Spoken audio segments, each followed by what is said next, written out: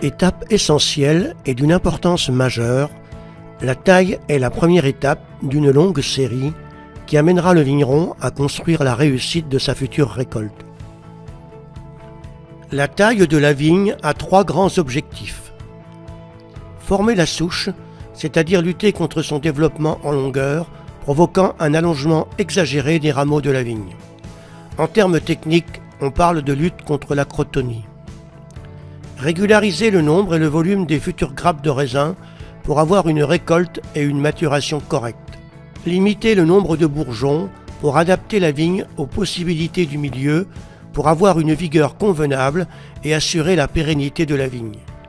Une taille excessive épuise la vigne. Il existe différents types de tailles, la plus couramment utilisée, simple à réaliser, permettant de tailler vite et d'obtenir un rendement intéressant est la taille Guyot, du nom d'un médecin et physicien français du XIXe siècle, Jules Guyot, connu pour ses études sur le vignoble français. C'est cette méthode de taille qui est utilisée dans les vignes à plan noble, chardonnay et pinot noir, des coteaux du Haut-Nivernais.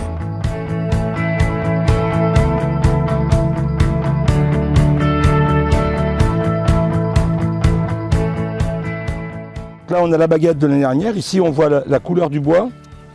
Et ça, ce sont les sarments qu'on poussait dans l'année, sur la baguette qu'on a pliée. Le but, ça va être de refaire une baguette cette année, d'éliminer l'ancienne. Là, on va dire que c'est la baguette. Voilà, on va nettoyer un petit peu autour, enlever les liens d'attache, de façon à faciliter le tirage par la suite. La baguette, on va la nettoyer.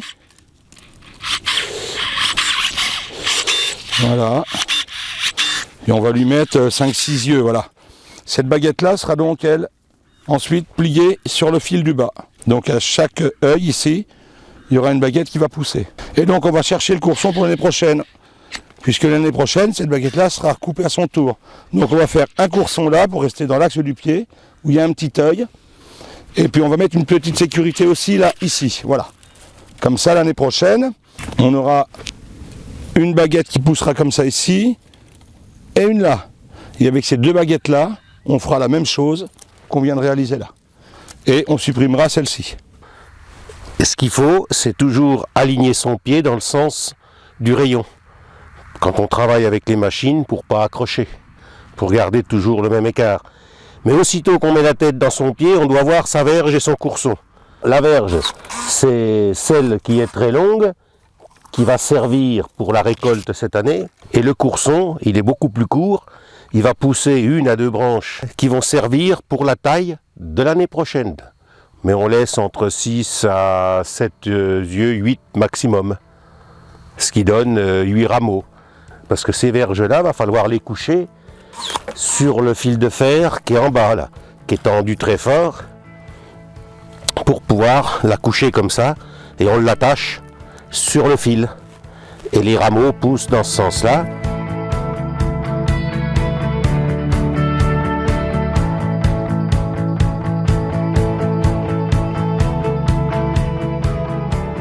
Du coup, oui, j'ai appris à tailler avec Gérald.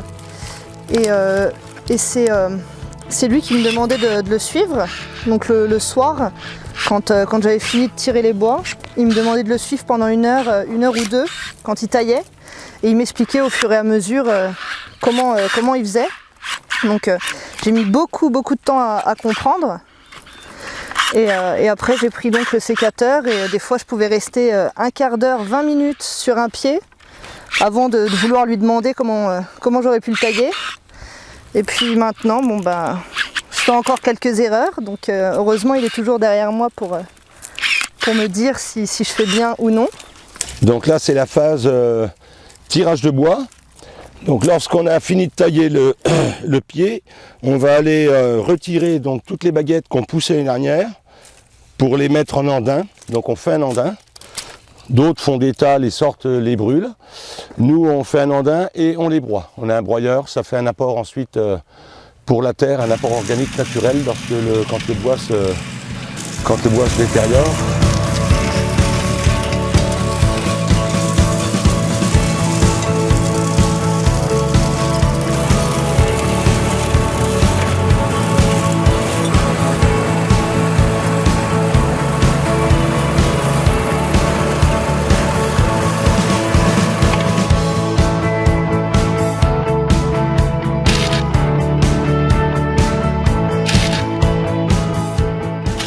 fixation de la baguette est la dernière étape indispensable pour achever le travail de la taille.